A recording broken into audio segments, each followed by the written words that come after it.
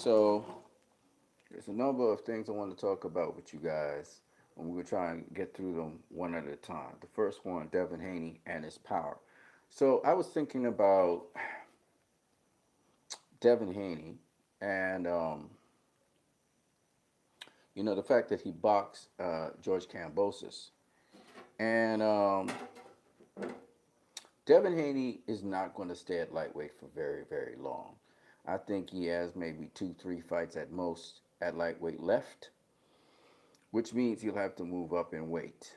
And when you look at the guys at 140, there's some killers at 140. It's only I can only mention one killer at 135, which is Tank, right?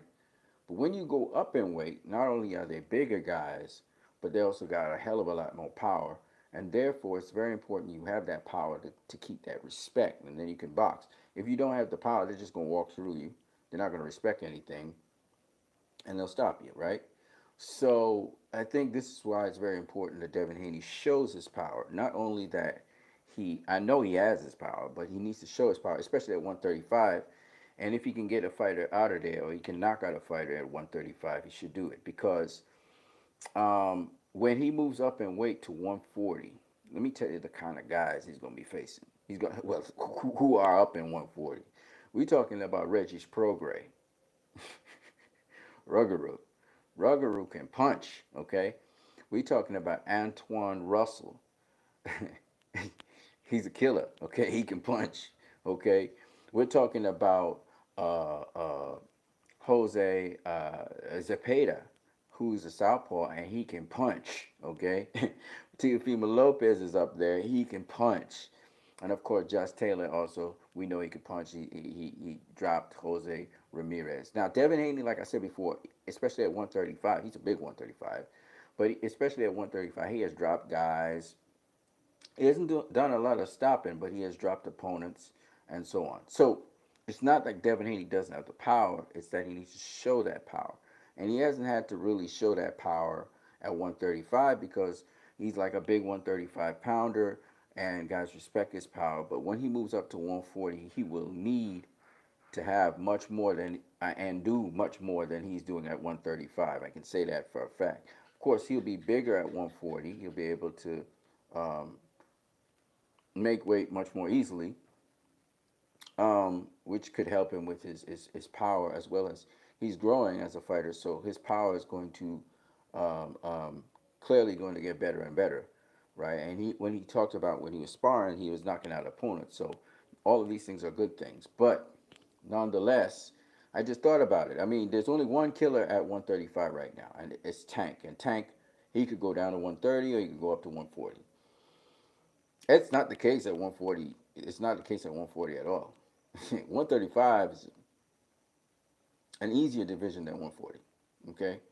Ryan Garcia, he could punch a little bit too, and he's a big 135 pounder.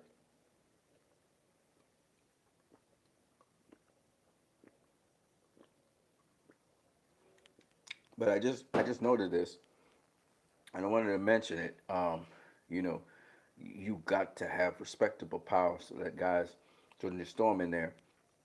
And if you have sneaky enough power and you work the body well, you can actually get guys out of there. So hopefully, if Devin Haney is going to be facing George Kambosos in the rematch, I'm not saying he's promised anything, but uh, he should see if he can thump even harder than he's thumping now. And if he's putting down guys and sparring and stuff, that's good. He needs to know that the power is there, and that he could utilize that power, and possibly make a statement in the rematch by literally stopping George Kambosos if possible, or putting him down or something like that. Because I'm telling you, man, if you don't have respectable power to keep guys off, guys like Lomachenko, guys like Tank will just run you over. And they're good tests. They're good litmus tests for the guys higher up. So if he can, hurt opponents, seriously hurt them, and to the point where he could stop them or on the verge of stopping them, he should work on that, and also finishing combinations, how to finish an opponent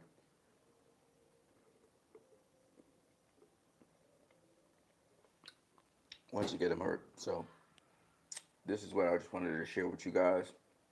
I got another video coming, which is surprising, so we will talk about that in the next video. I'm also going to talk about the results. Daniel Dubois knocking out Trevor Bryant with the left hook. We'll talk about all of that later on.